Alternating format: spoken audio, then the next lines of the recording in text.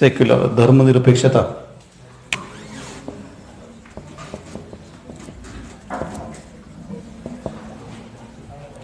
की मुळात घटनेचा शब्द नव्हता, मात्र मग कुठली घटना दुरुस्ती, 42 घटना दुरुस्ती इंदिरा गांधीने शब्द टाकला. मग त्याच्या आधी भारत सेक्युलर नव्हता का? तो होता ना. ते काय असतं, इंग्लिशमध्येचा शब्द आहे बाय लेटर अँड स्पिरिट.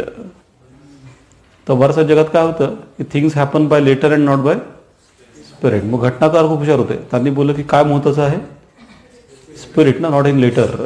मग त्यामुळे घटनेच्या स्पिरिटमध्येच काय होते, सेक्युलरिझम होतं. ते असं काय नव्हतं की आपण तेव्हा नव्हतोच, पण मग 76ला लेटर पण टाकलं, म्हणजे प्रस्तावने शब्द टाकला. मग धर्मनिरपेक्षता. तर भारत सर्वधर्म समभाव मानतो की धर्मनिरपेक्षता मानतो की दोन्ही मानतो?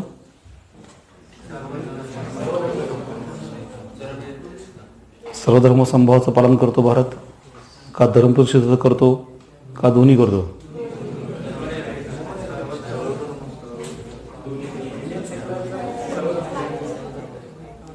तर त्याच्यावर भरपूर वाद होतात. आणि त्याच्यात म्हणून दरवर्षी प्रश्न असतात, समजा UPSCत असतात. म्हणे थोडक्यात सांगत एकच करतो, म्हणे कुठलं एकच करतो, तर धर्मनिरपेक्षता हेच आपण मानतो. म्हणे सर्वधर्म समभाव ही एक मध्ययुगीन तशी संकल्पना आहे, ती चांगलीच आहे, वाईट अशी नाही आहे.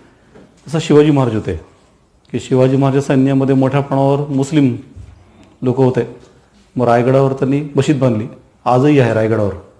जसं त्याकडे रायगड मुख्यालय होतं, तसं आज मंत्रालय मुख्यालय. मग मंत्रालयाच्या एका कोपऱ्यामध्ये मशीद आहे की नाही, दुसऱ्या कोपऱ्यामध्ये मंदिर आहे की नाही, तिसऱ्या कोपऱ्यामध्ये चर्च आहे की नाही? आणि नसेल तर मग आपण बांधलं पाहिजे ना. शिवाजी महाराजांचा आदर्श आपण पालन करणार नसू तर काय म्हणावं लागेल, अरे कुठे नेऊन ठेवला आहे महाराष्ट्र माझा, तरी मानलं होतं ना. मग आपण मानलं पाहिजे ना. आहे की नाही, मंत्रालयाच्या एका कोपऱ्यात मशीद आहे की नाही, दुसऱ्या कोपऱ्यात मंदिर आहे की नाही, का नाही आहे, आपण मानलं पाहिजे की नाही?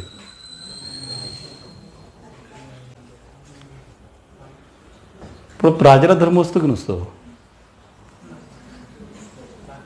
ठीक आहे, पुढे वाद झाला होता पुढे की राजेंद्र प्रसाद यांनी काय केलं, राष्ट्रपतींनी सोमनाथचा जीर्णोद्धार होतो, सोमनाथ मंदिराचं, त्याला ते प्रमुख पाहुणे होते. म्हणे धरूंनी आक्षेप घेतला की धर्मवृक्ष भारताचा राष्ट्रपती जाऊन सोमनाथ मंदिराचा जीर्णोद्धार करतोय का हिंदूंचं राज्य काय, म्हणजे की अशा प्रकारे तुम्ही कसं दाखवताय का की आता म्हणजे मुस्लिमांचं राज्य गेलं आणि हिंदूंचं राज्य आलं, असं नेहरूंनी जो आक्षेप घेतला आहे. प्रसादाने एकदम सोपं उत्तर दिलं. प्रसाद काय म्हणाले, प्रसाद म्हणून मी व्यक्ती म्हणून गेलो होतो, मी व्यक्ती म्हणून, की प्रसाद हे आधी राष्ट्रपती का आधी नागरिक? नागरिक ना. नागरिकाला धर्म असतो की नाही? असतो ना. मग धर्माचं पालन प्रचार प्रसार करू शकतो का? करू शकतो ना. मग राष्ट्रपती जाऊ शकतात, मंदिरात जाऊ शकत नाहीत? राष्ट्रपती मंदिरात जाऊ शकतात की जाऊ शकत नाहीत? काय प्रॉब्लेम, म्हणजे नागरिक आहेत ना, प्रत्येक नागरिकाला धर्म आहे, धर्माचा प्रचार प्रसार करण्याचा अधिकार आहे.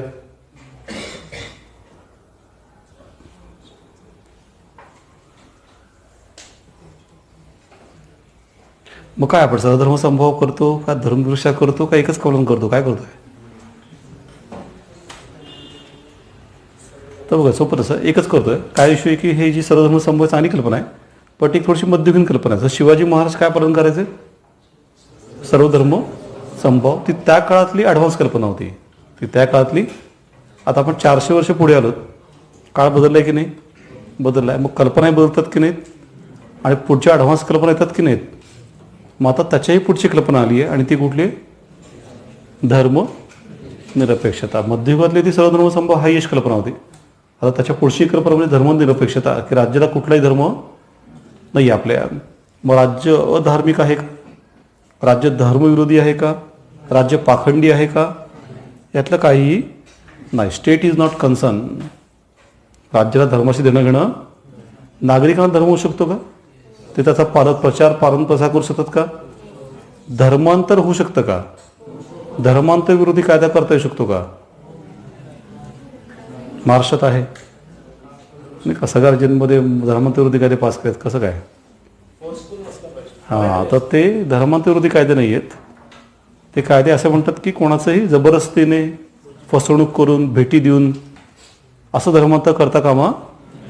धर्मांतरच करता येणार नाही एखाद्याचा कायदा करता येईल असा कायदा करता येणार नाही.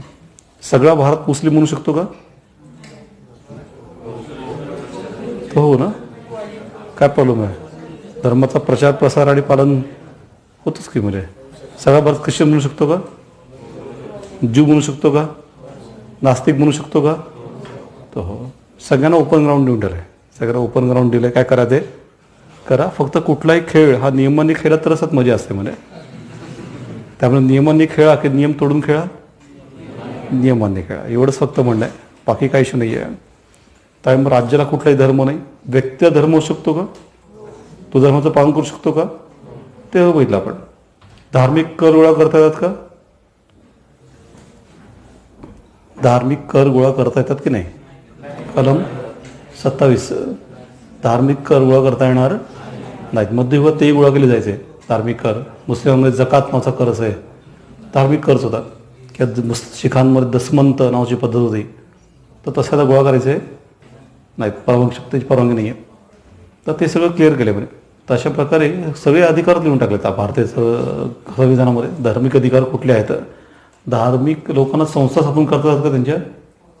तर हो, त्याचा पण अधिकार देऊन ठेवला आहे. तर असं वेगळ्या प्रकारे आपण सगळी चौकट फिक्स करून टाकले.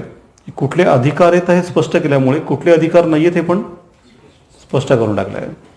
आणि स्वातंत्र्य दिलं असतं धार्मिक स्वातंत्र्य तरीसुद्धा शेवटी सगळी स्वातंत्र्यांना मर्यादा असते की नसते? तर आता अगदी सोपा मुद्दा आहे. स्वातंत्र्य म्हणजे काय? स्वातंत्र्य हे नसतं. निर्भय असू शकत नाही.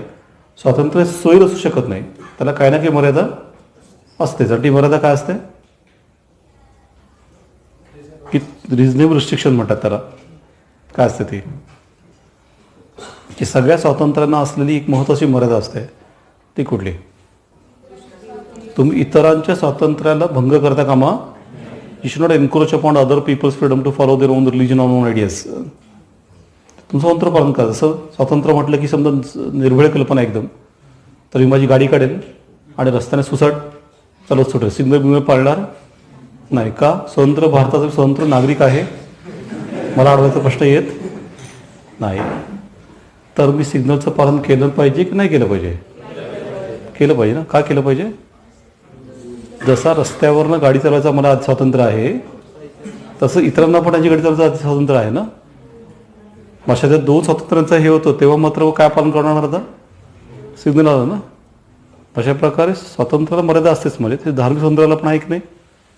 धार्मिक स्वातंत्र्याला पण मर्यादा असतातच. पण बाकी अशा प्रकारे मग आपण व्यक्तिगत स्तरावर लोकांना फ्री दिलं. तुम्ही काय करा ते करा. सगळे भारतीय लोक नागरिक नास्तिक होऊ शकतात का? काही फरक पडत नाही. राज्याला मात्र कुठला धर्म नाही आहे. राज्य कुठल्या धर्माला प्रमोट किंवा डिमोट करत नाही. गणपती विसर्जनाची तयारी का केली जाते? तर मोठ्या प्रमाणात लोक एकत्र जमले की काय होऊ शकतं? कायदा व सुव्यवस्थेचे प्रश्न उभे राहू शकतात. रोगराई पसरू शकते. चेंगराचेंगरी होऊ शकते. मग अशा वेळी त्यांना सुविधा देणं हे शासनाचं कर्तव्य आहे की नाही आहे? मग ते नागरिकांना दिलेली सुविधा आहे की त्या धर्माचं प्रमोशन आहे? नागरिकांना दिलेली सुविधा आहे.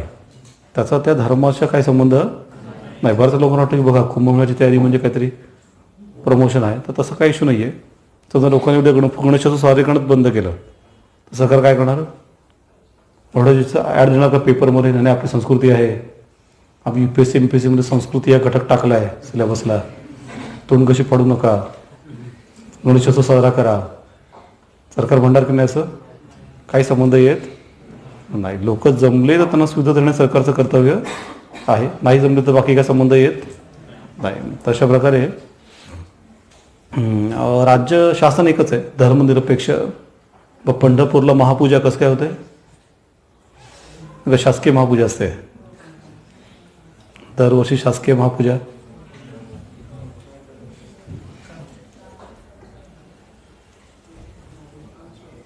तर मग ती चुकीचीच आहे. त्याच्यावर वाद झालेच आहेत. मग ही शासकीय महापूजा कसं काय? शासकीय महापूजा जर केली तर लगेच काय केलं पाहिजे? मशिदीत जाऊन शासकीय नमाज पडला पाहिजे. मग चर्चमध्ये जाऊन शासकीय मास केला पाहिजे. मग ते काय झालं? सर्वधर्म. पण तसं काही करायचं आहे का? मुख्यमंत्री हे पंढरपूरला जाऊन विठ्ठलाची पूजा करू शकतात की नाही? का? कारण ते नागरिक आहेत.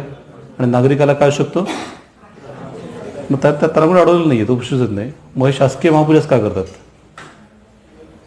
त्याचं अगदी साधं कारण आहे. तो तर लाईनीत उभं राहायचं नसतं ना. नागरिक म्हणून जाऊ शकतात, नाही नसते. 12-24 तास उभे राखा ते आणि दर्शन घ्या ना. कोणी अडवलं आहे? पहिल्या लोकांना लाईनीत उभं राहायची इच्छा, मग शासकीय महापूजाच्या नावाखाली घुसायचं म्हणे मलाच. त्याच्यावर वाद झाल्यामुळे मग स्वतः पूजा करत नाहीत. मग वारकरी दाम्पत्याला एखादं देतात आणि स्वतः फक्त उभे राहतात बाजूला. असं करून ते घुसतातच शेवटी मग घुसणारे ते म्हणे. पण अशा प्रकारे ते चुकीचंच आहे म्हणे. ते काय जरी करत असलं ते बरोबर आहे असं म्हणता येणार नाही. मग अशा प्रकारे धर्मनिरपेक्षता हे एक आधुनिक तत्व आहे.